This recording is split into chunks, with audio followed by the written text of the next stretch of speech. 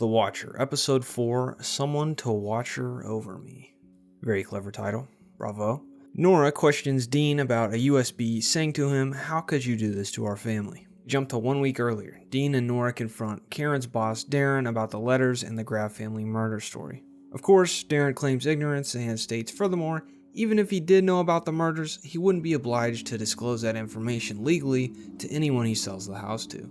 He repeats what Karen says about an LLC having bought the house before the Brannocks moved in and that he never met any of the members of said LLC. He just dealt with a business manager at a firm. And right before they're kicked out, Dean threatens Darren with a lawsuit. Dean continues his research into the Graff family into the wee hours of the night, still turning down all of Nora's sexual advances. What's a girl gotta do to get some dick, brother? That was fucking stupid. Man, having a stalker send threatening letters to your house is really a cock block, isn't it?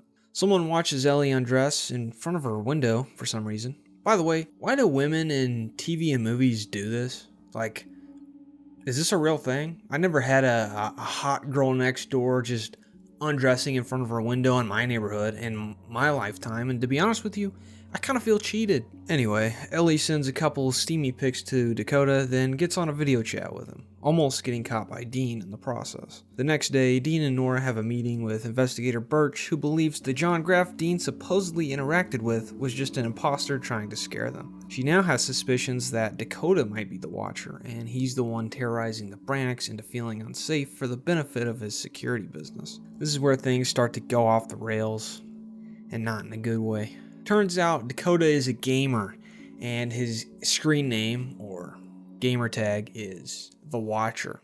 How did Theodora get this information, you might ask? She used mad hacks. She sniffed them.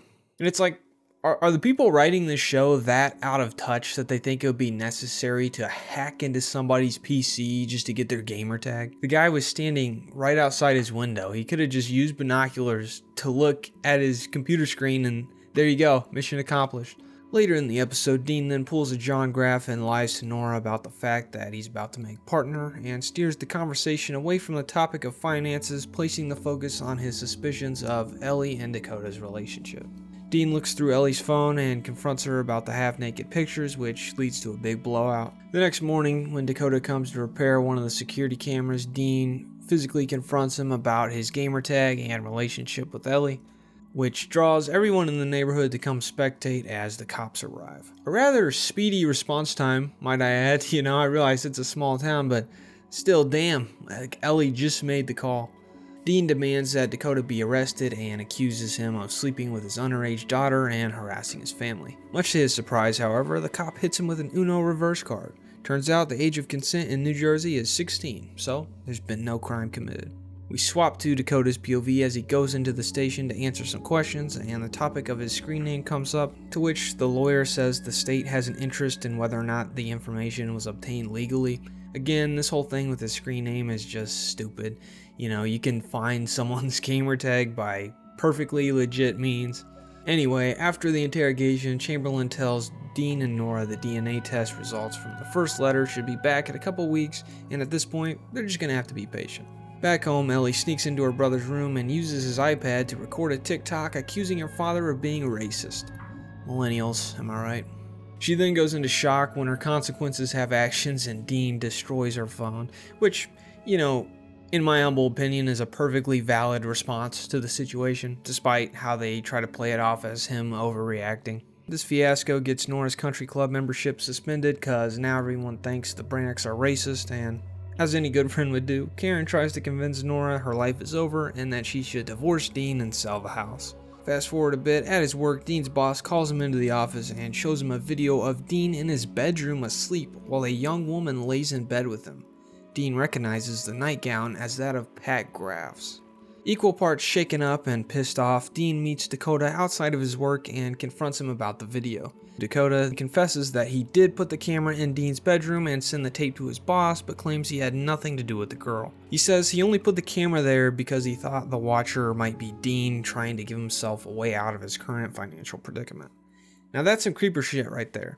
Even though he didn't commit a crime by sexting with a teenager, he did put a camera in someone's bedroom, which he could 100% go to jail for, but, I guess we're just going to gloss over that. So now we're right back where the episode began. Dean comes home and turns out Dakota sent another USB with a video to Nora. Obviously she now thinks Dean was unfaithful and threatens to file for a divorce before she kicks him out of the house. He rents a room at the motel and flips on the television to see a commercial for a heart medication starring none other than Andrew Pierce. He's got a speaking role and everything. But the twists and turns don't end there. Later that same night, Dean camps outside of his house and sees Pearl Winslow watching him from her window. Just after she turns out the lights and pulls the curtains closed, a taxi drops off Mitch and Mo at their house. Was this a dream sequence where they all just paid actors? Is Dean in some kind of Truman Show situation? You know, is he just going insane? Is there really a group of people who control Westfield and they just, faked Mitch and Mo's deaths? I don't know. So many unanswered questions.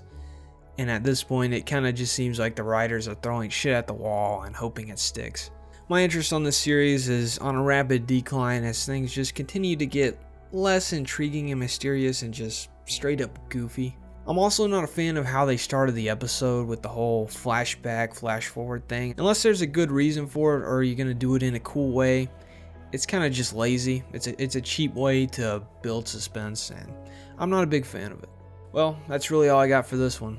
I hope by episode 7 they wrap things up and give us a clear-cut ending, but I kind of feel like they're going to do one of those ambiguous endings to try to set things up for a potential second season, but I can't see a second season ever happening. Anyway, that's it for this breakdown. Thank you for watching. See you next time.